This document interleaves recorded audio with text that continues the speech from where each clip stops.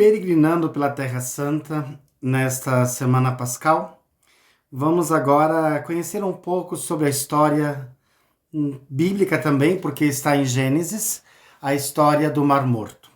Mas em Gênesis, na Bíblia, lembramos o Mar de Sal, as margens do qual encontramos Sodoma e Gomorra, onde cidades contra do mal, da injustiça e do pecado, e são destruídas porque não encontraram nenhum justo, a não ser Ló. E ainda sua esposa não acreditou, ao olhar para trás se transforma numa estátua de sal. Aqui nós temos algumas imagens desse mar de sal, como é chamado o Mar Morto. Então pode ver, tudo que é branco são sal, né? São rochas de sal. Aqui também, ó, tudo é sal. Você chegando ali, você toca, e se ousares colocar na boca, que não se deve, você vai sentir o que é sal de verdade. Aqui, ó, mais sobre o Mar Morto. O que nós sabemos do Mar Morto? Ele é riquíssimo em minerais.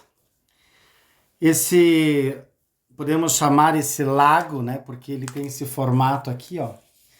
Ele é alimentado pelo Rio Jordão, que começa aqui na Síria, depois forma o Mar da Galileia e continua descendo até chegar e formar esse grande lago chamado Mar Morto.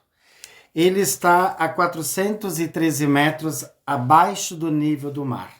Então aqui está o mar, né? Normalmente temos a mesma altura, só que ele está 413 metros abaixo do nível do mar. Então, da abóbora celeste, essa é a maior depressão que existe no planeta Terra. Dessa forma, ele tem uma grande pressão atmosférica e mais alta, consequentemente, nela temos mais ar quente, mais seco, naturalmente mais rico em oxigênio. Então, aqui mais algumas imagens para vocês observando. Sobre o Mar Morto, ele é muito bom para a pele, para tratamento principalmente da psoríase. Mas por que isso?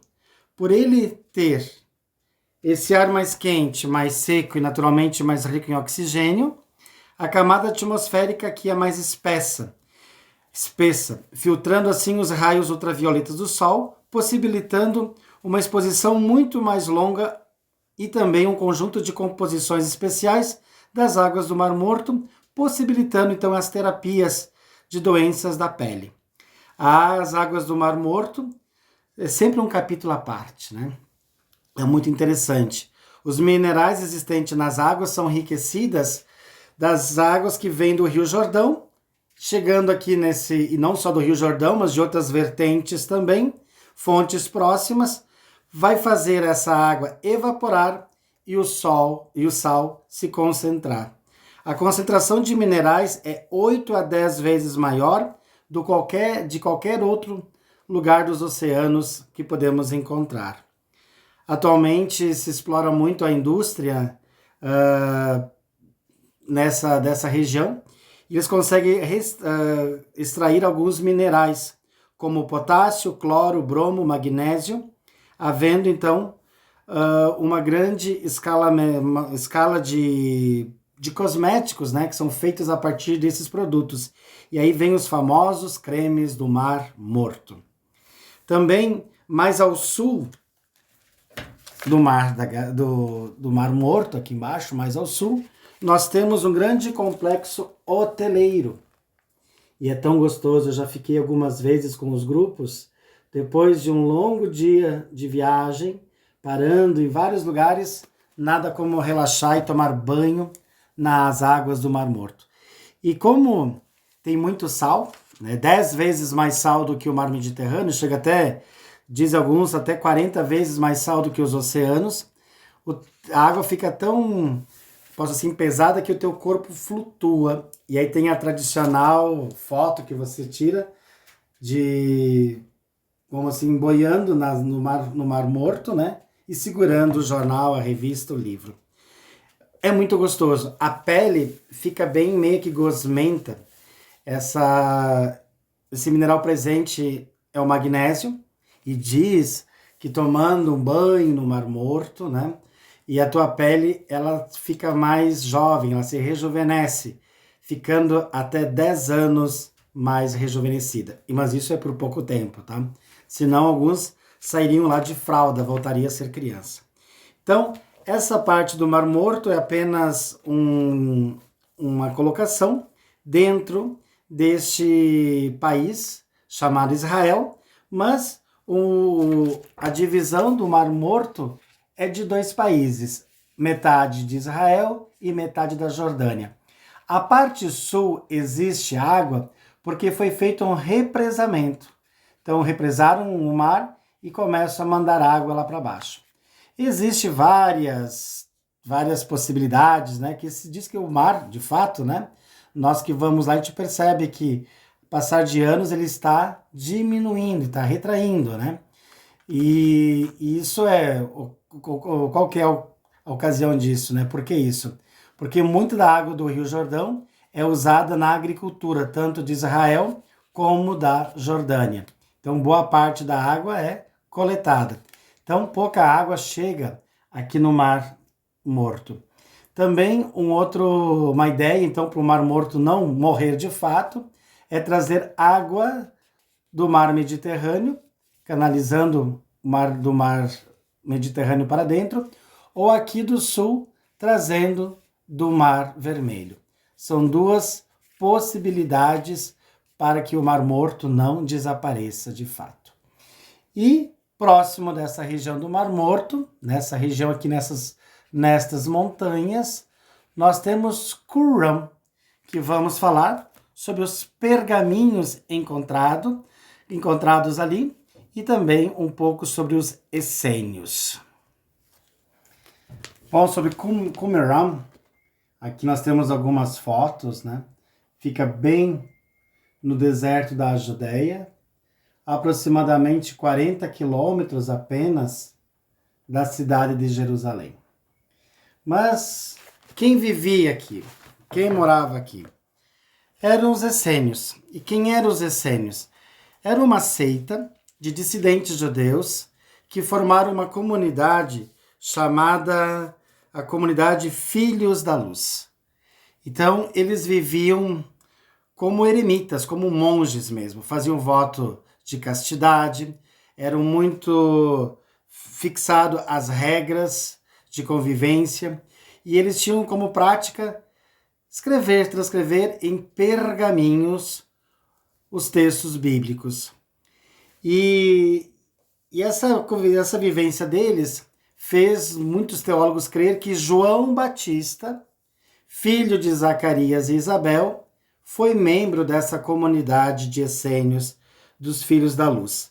Lembramos que João, ele vivia próximo de Jerusalém, na cidade de Aicarem, lá que ele nasceu, mas seus pais tinham idade avançada, então chegou um tempo que ele se desligou dos pais e foi morar nesta região, na região do deserto, e nessa região do deserto ele vivia em simplicidade, como diz o próprio Evangelho de São Mateus, comia mel silvestre, andava de sandálias, roupas com pelos de camelo. Então, mas o que tem de interessante? É neste período que acontece essa seita, esse movimento, na época de Jesus. Isso já na época do segundo templo de Jerusalém. Que mais que poderíamos dizer? Nessa época de Jesus, eles tinham escrito mais ou menos 800 manuscritos. E como que foi encontrado esses manuscritos? Aqui temos algumas fotos, né? Do que é isso, feito de pergaminho, né? Sempre nessa posição escrita. Aqui nós temos um sítio arqueológico, né? Foi escavado depois de uma grande descoberta a partir de 1947. Como que começou essa grande descoberta arqueológica? Um camponês, um pastor, teve uma de suas ovelhas perdidas. E ele, então, foi atrás dessa ovelha. E o que ele faz? Ele começa a olhar nessa região desértica, nessa região de montanhas, que podemos novamente visualizar, cheio de montanhas, e aqui tem muitas grutas. E ele deduziu que sua ovelha, seu cabrito, talvez, tinha entrado em uma dessas grutas, dessas cavernas, e ele vai olhando e pega uma pedra e joga na boca de uma gruta, de uma caverna. E daqui a pouco ele escuta um estalo. E neste estalo, ele acha estranho, desce e encontra jarros feitos de barro nesse formato. E dentro desses jarros, o que encontrou? Os pergaminhos que estava escrito toda a Bíblia hebraica, com exceção, dizem, do livro de Esther, estava ali dentro, transcrito, porque eles faziam isso, eram copistas, os essênios, os filhos da luz. Então foi um grande achado arqueológico. E os originais hoje está localizado no Santuário do Livro, que fica em Jerusalém. Aqui nós temos a parte superior deste museu, é a tampa de um jarro, podemos ver, né? E aqui dentro, com ar-condicionado, com temperatura sempre muito bem atento, para não desfazer esses pergaminhos, aqui fica o Museu do Livro, o Museu de Jerusalém. Então, lá do deserto, 40 quilômetros, trouxeram aqui para dentro deste museu, o Museu do Livro. A partir disso, começaram a escavar, né? Como podemos ver, aqui, ó, quantas cavernas existem na região. Começaram a escavar e encontraram, então, a casa, o lugar onde moravam os essênios. Eles moravam em casas feitas de pedra, mas algumas barracas também diz que foram encontradas, né? Que ficava na região. Então, a partir desse achado, aqui podemos ver mais um pouco das construções, encontraram aqui a piscina do banho ritual, porque antes das refeições eles tomavam o banho, eles faziam toda a sua oração, comiam, sempre em silêncio, pouco se falava, trabalhavam, sim, também, diz que trabalhavam no plantio de tamareiras, e assim extraía-se o mel de tâmara, e era uma vida muito simples. Então, o João Batista, que era de uma família, não digo nobre, né, mas uma família bem estruturada, porque seu pai era sacerdote do templo, vai abdicar de tudo isso e vai viver como eremita, como praticamente um mendigo, né, nessa região do deserto. E a partir do encontro desses jarros de barro, vão encontrar não só isso, mas vão encontrar também outros vestígios dessa época, como encontraram lá tinteiros, encontraram também potes, utensílios que eles usavam no dia a dia, esses filhos da luz. Então, os essênios, em outras palavras, eram uma seita de dissidentes judeus que viviam à parte, viviam os seus um pouco mais, posso dizer, mais rusticamente, e faziam a interpretação das palavras e dos profetas. Eles se manifestavam a sua crença através de novos conceitos e leis e transcreviam isso. Entre eles também transcreviam a Bíblia hebraica. Então, é uma região que também diz que é próximo do Mar Morto, né? Então, dizem que é próximo de Sodoma e Gomorra. Então, novamente, fica nessa localização aqui, ó. 40 quilômetros de Jerusalém. Também fica a 350 metros abaixo do nível do mar. Então, aqui mais uma foto para concluir. Uma foto dentro de uma dessas grutas, como ela é por dentro. Então, mais uma vez, continuem nos assistindo. Se estão gostando dos nossos vídeos, se inscrevam aí no nosso canal, deixe o seu like, acione o sininho para receber as nossas publicações, nossas mensagens e compartilhe. Meu muito obrigado e logo nossos vídeos vão seguir para a terra de Jerusalém. Vai chegar para a cidade alta, Jerusalém. Já vou dando uma palhinha. Significa cidade da paz. Mas antes de chegar à cidade da paz, nós vamos passar por Betânia, a cidade de Lázaro, Marta e Maria. E logo, dentro de Jerusalém, vamos mergulhar nessa linda cidade.